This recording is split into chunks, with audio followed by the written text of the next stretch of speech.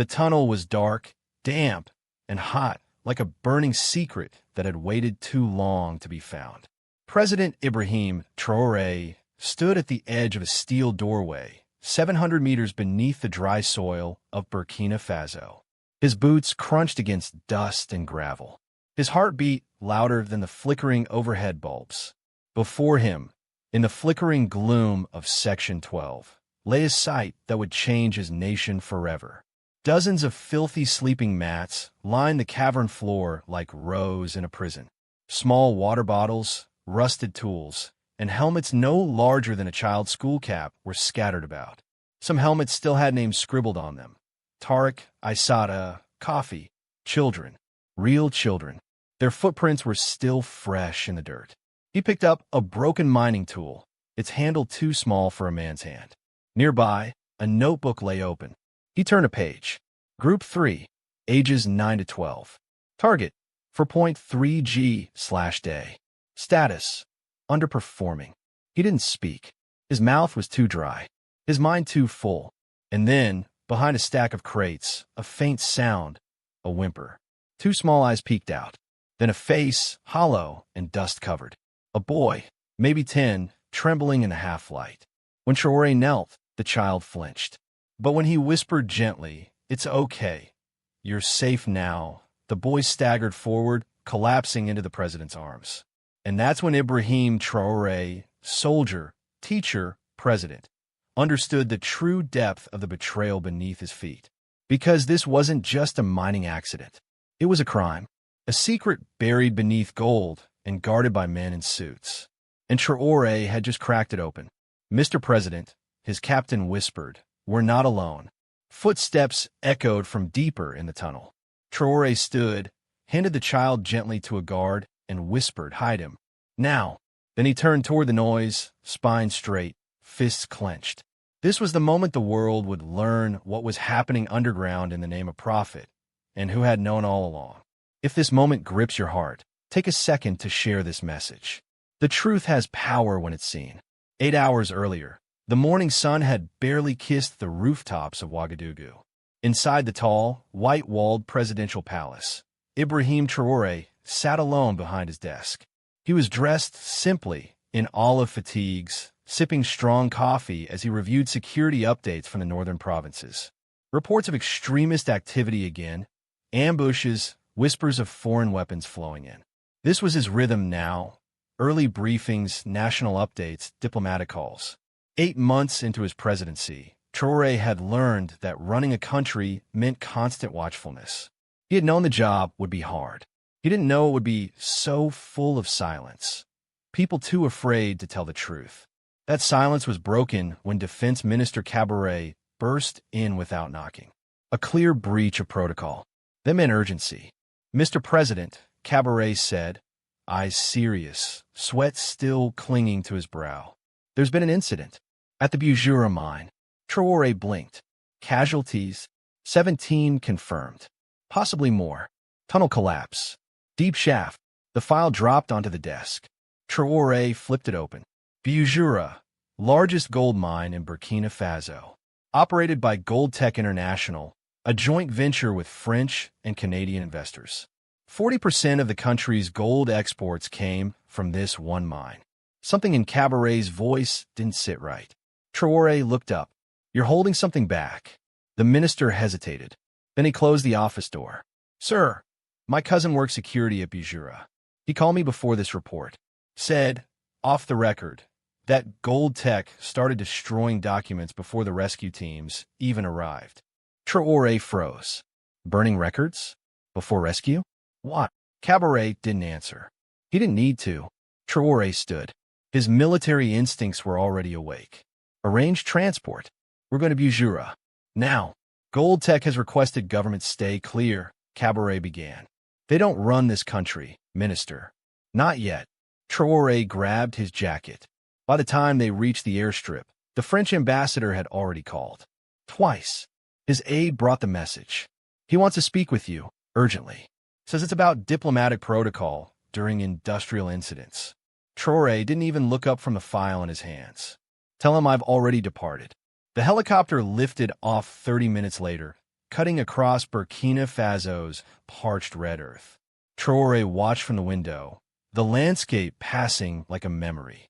Mud huts, gold trucks, empty schools, open veins of wealth running through poor villages. And always the math didn't add up. He had been a math teacher once. He still hated equations that didn't balance. Gold everywhere, but schools without chalk, hospitals without power, children without shoes. Something was being stolen. As they approached Busura, the scale of the operation became clear. The mine was a beast carved into the earth, processing plants, dormitories, towering conveyor belts. From the air, everything looked controlled. Too controlled. Private security lined the outer perimeter. Local press were being held back. And already waiting near the landing pad, Philippe Marzhan, regional director of Gold Tech, in his crisp white helmet and expensive boots. Standing beside him, in a pale linen suit and perfectly polished shoes, Jean-Claude Laval, French ambassador. That told Traoré everything he needed to know. This wasn't about safety anymore. This was about control. If you believe Africa's resources belong to her people, not foreign shareholders, share this with someone who needs to hear it. They greeted him with tight smiles and slick words. Mr. President, we weren't expecting. I'm here to observe the rescue, Traoré said flatly, and speak with survivors. Perhaps you prefer a briefing in the administrative building, Laval added smoothly, his voice like honey over thorns. Ambassador, I wasn't aware mine's safety was part of your diplomatic mission. The smile on Laval's face shrank. And just then, a commotion at the mine entrance. A stretcher was being rushed out. A miner lay unconscious, dust covering his face like ash. 2 clean lines of tears marked his cheeks. Traoré moved toward him, kneeling. Brother, what's your name? The man's eyes opened, struggled to focus. Then, recognition. Ouedraogo, he whispered. Moussa Ouedraogo. What happened? Moussa's gaze flicked toward the executives nearby. His hand grabbed Traoré's wrist. They said it was Section 7, but it wasn't. It was Section 12. Why lie? And then came the words that would burn into the president's heart forever. The children. They don't want you to see the children. Before he could ask more, the stretcher was gone. But Traoré had heard enough. He stood slowly. His voice was steady. I want to go down to Section 12. The Gold Tech executive went pale. The ambassador stiffened. That section is closed. Dangerous. Inaccessible. Traoré's eyes narrowed. Then I guess we'll find our own way. Back-end index pointing right. If this message stirs something in you, like, share, and subscribe. Let the world know Africa is rising, and the truth can no longer be buried. The descent into Section 12 felt like falling into the mouth of a secret no one wanted to admit existed. The mine elevator rattled as it plunged deeper and deeper. The lights flickered like nervous glances. Dust hung in the air, thick and choking. President Ibrahim Traoré stood still, jaw clenched, eyes locked on the level counter. His military aide and 2 guards flanked him in tense silence. The young French engineer assigned to escort them, Gerard, fidgeted with his tablet, sweat darkening his collar. This is Section 8, Mr. President. The collapse was in 7. We should really stop here. Gerard's voice was thin and unsure. Traoré didn't flinch. In Section 12, Gerard's eyes darted. That area is inactive. Closed. I don't have clearance for that part of the mine. The elevator dinged. Metal doors groaned open. They stepped into darkness lit by scattered yellow bulbs and the sharp scent of rock dust and old explosives. The tunnel ahead looked abandoned, but not ruined. No signs of collapse. No rescue efforts. Just silence. Clean, quiet, untouched. Traoré turned to his aide. Where did Moussa Ouedraogo say the collapse really happened? Section 12, sir. Not Section 7. Traoré nodded. His voice was steady but sharp as broken glass. Gerard, is there anything stopping me from walking down this tunnel? I'm not authorized to. Captain, Traoré cut in, turning to his aide. See that Gerard remains comfortable. The soldier stepped forward. Gerard stumbled back, too stunned to argue. He watched helplessly as the president and his men pressed forward, deeper into the dark. The air grew hotter, heavier. The walls felt closer. the light dimmer, the silence louder. Finally, they reached another gate, this one marked Sections 9 to 14. Authorized personnel only. A security panel blinked red. The access card they had borrowed from Gerard didn't work here. "Break it," Traoré ordered. The two guards looked at each other, then rammed their shoulders into the door again and again. With a sharp crack and a screech of metal, the lock gave way. The door opened. They stepped into hell. The chamber stretched wide, lit by half-dead bulbs and the pale glow of a dying generator. There were no machines, no mining rigs, just mats, makeshift shelves, child-sized gloves, and narrow tunnels cut by hand. A guard whispered, "This isn't a mine. It's a prison." Traoré moved slowly through the room, filming with his phone. His breath was shallow, his steps careful. He picked up a tiny helmet and turned it over in his hands. Inside was a name, Abdoulaye, age 11. And then he saw the logbook. It sat atop a broken crate, filled with columns of names and numbers. Child ID, age, section, daily gold quota. He flipped the pages, each one more clinical than the last. Children listed by how much gold they could extract. Some marked in red, underperforming, next to some names, no longer present. He closed the book. They used them like tools. His voice cracked with disbelief and rage. Just then, movement, voices, footsteps. Traoré and his men ducked behind a collapsed support beam, weapons drawn. A flashlight beam cut across the far wall. 3 men entered Gold Tech Security. One had a radio pressed to his mouth. "Site is secure," he said. "President found nothing. We're clear to begin cleanup."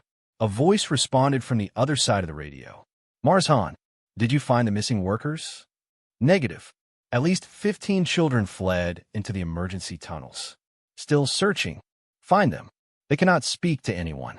"Understood." Before the reply could come, Traoré stepped out. Too late. The guards froze. Guns snapped up from Traoré's team.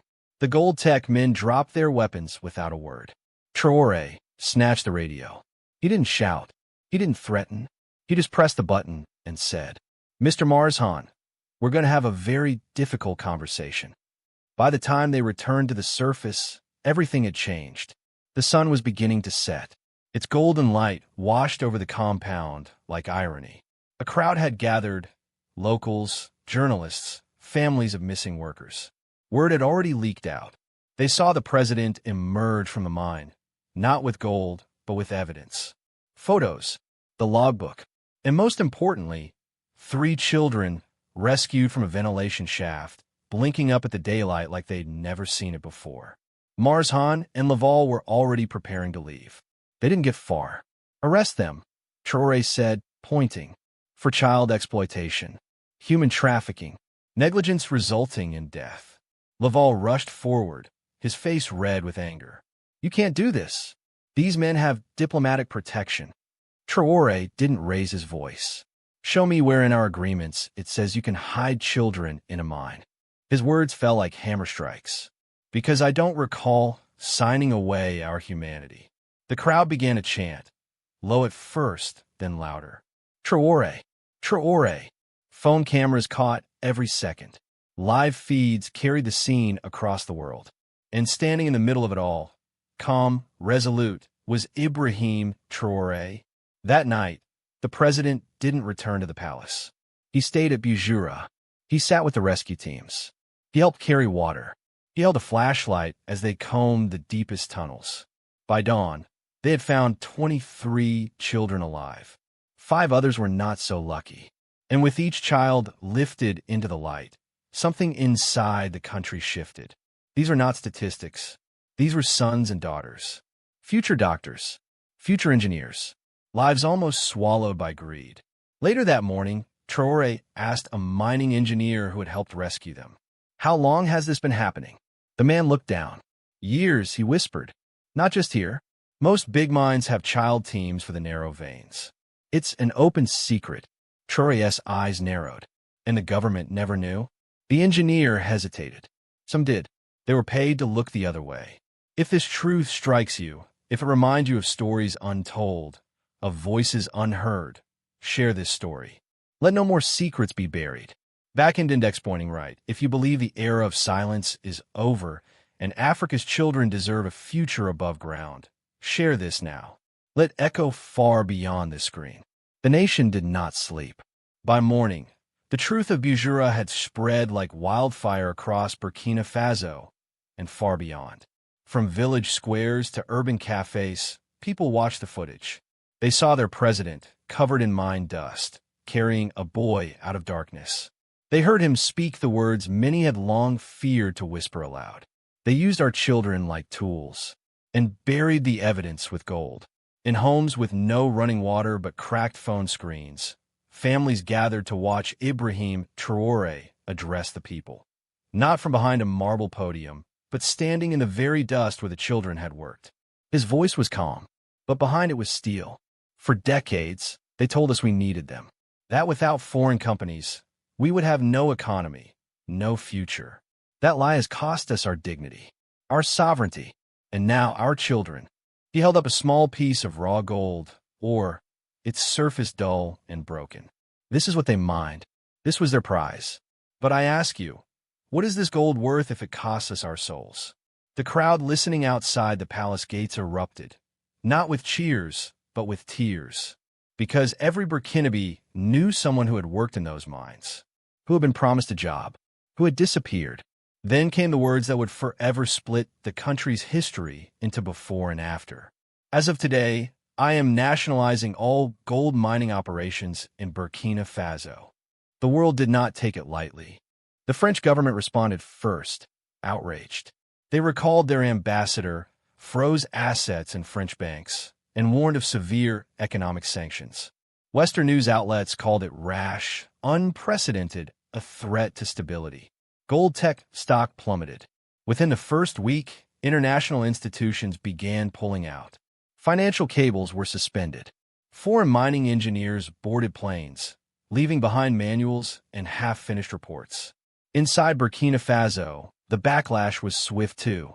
"This will destroy us," cried the finance minister during an emergency cabinet session. "Foreign investors will flee. Revenues will collapse. Our economy cannot survive." Traoré looked him in the eye. "Underscore what revenue?" he asked. "The millions they report, or the billions they hide?" "We must be pragmatic," the foreign minister urged. "Play smart, or we'll be punished." Traoré stood. "I was not elected to be pragmatic about child slavery." He turned to his generals. "Prepare for nationalization. All of it. No exceptions." What came next was not easy. Machines broke down. Supply chains halted. Some payrolls skipped a week. But something else happened too. Villages organized. Communities donated. Engineers returned. Young Burkinabe who had once studied abroad now flew home with one-way tickets. Mechanics, surveyors, geologists, patriots ready to rebuild. Traoré created a crash program to train locals, fast-track funds to build schools, and ordered independent audits of every single mine. He didn't hide the struggle. He went on national radio every week. There will be hard days. But I promise you, those hard days will be ours, not theirs. And so will the victories. And the victories came. 3 months later, Busura reopened. But it was no longer a prison for children. The tunnels were lit with proper ventilation. Workers wore safety gear. Wages were fair. A new building stood nearby. Not a control room, but a school. Dozens of children once trapped underground now sat at desks, pencils in hand. A small boy raised his hand as a group of journalists visited. "Underscore, Mr. President?" he asked shyly. "My father works in the mine now. He says before, the gold made white men rich. Now it makes Burkina Faso strong. Is that true?" Traoré knelt down. "Yes, Thomas. But not just the gold. The truth. Our unity. And children like you. That's our real strength." Western powers didn't stop their pressure. Sanctions tightened. Propaganda spread. Whispers of plots filled the air. But Traoré stood firm. When asked by a French reporter how he'd survive without foreign banks, he smiled. "We are not poor. We were robbed. There's a difference." And the world started to shift. Mali, Guinea, Niger. One by one, they began to examine their own mining contracts, to question their losses, to whisper, then shout, that perhaps Traoré had not gone mad. Perhaps he had gone free. In a quiet moment in the palace, Traoré received a visit from Moussa Ouedraogo, the miner who had first whispered Section 12. He stood humbly in the doorway, hat in hand. "My nephew is back in school," Moussa said. "You saved him. I just came to thank you." Traoré shook his head. "No, you spoke. You told the truth. Many before you saw and said nothing. But you lit the fuse." Moussa nodded, eyes full. "They try to bury us, Mr. President. But we were seeds. And so, from 700 meters below the earth, a revolution had risen.